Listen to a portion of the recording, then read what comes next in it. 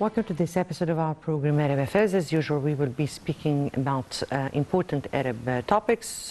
Today we'll have two important topics: the visit of President Abdel Fattah al-Sisi to the United Arab Emirates and Foreign Minister Sameh Shoukry attending the UNGA, where he will be delivering Egypt's vision before the UNGA in few hours from now.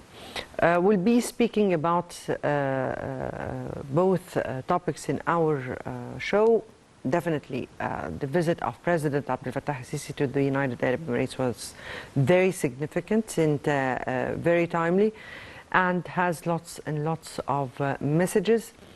Also, Foreign Minister Sameh Shoukry in the 78th session of the UNGA is an important message showcasing Egypt's vision towards a number of regional and international issues.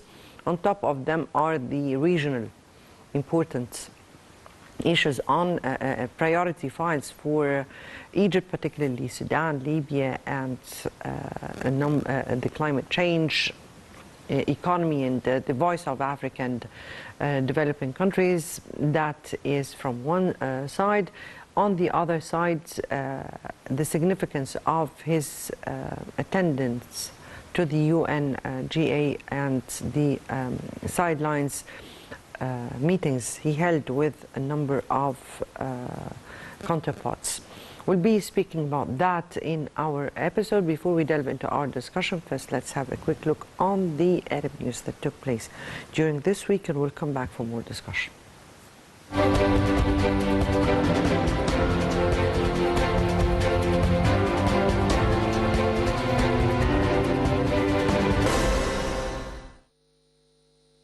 On the sidelines of the UN General Assembly, Foreign Minister Sameh Shoukry participated on Wednesday in the ministerial meeting on Sudan.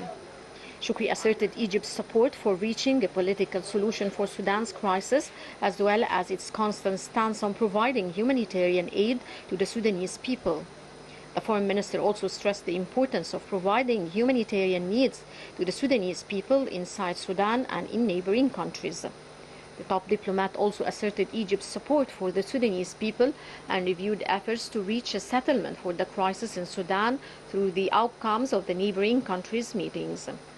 Earlier, the minister held a meeting with UN Under-Secretary General for Humanitarian Affairs and Emergency Relief Coordinator Martin Griffiths, where he called for providing food and medical aid to displaced Sudanese.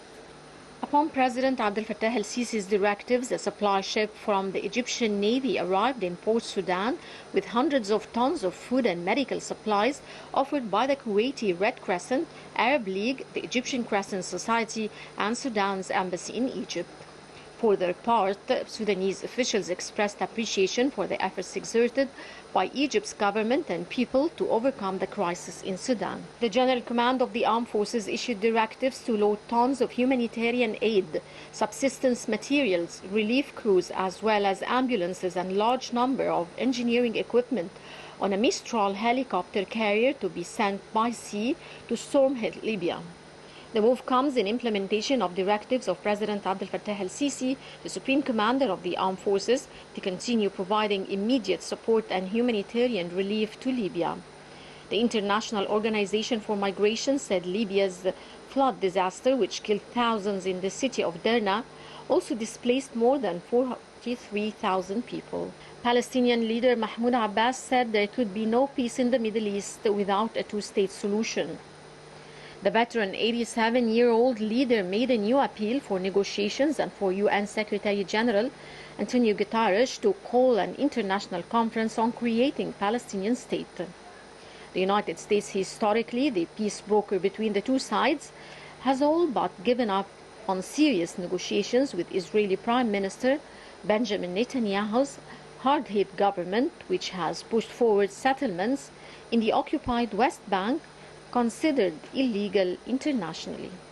Syrian President Bashar al-Assad arrived in the Chinese city of Hangzhou, his first visit to China since 2004. The Syrian leader is set to attend Saturday's Asian Games opening ceremony with more than a dozen other foreign dignitaries before leading a delegation in meetings in several Chinese cities. He met President Xi Jinping on Friday and has further meetings on Sunday and Monday in Beijing.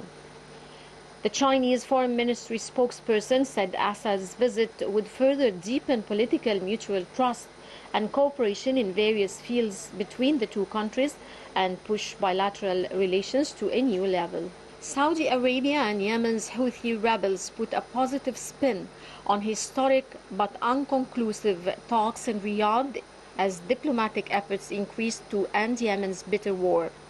Saudi officials and a senior Houthi said that the 5 days of talks were positive after the rebel delegation ended the first public visit to the Saudi capital since hostilities broke out between the two sides.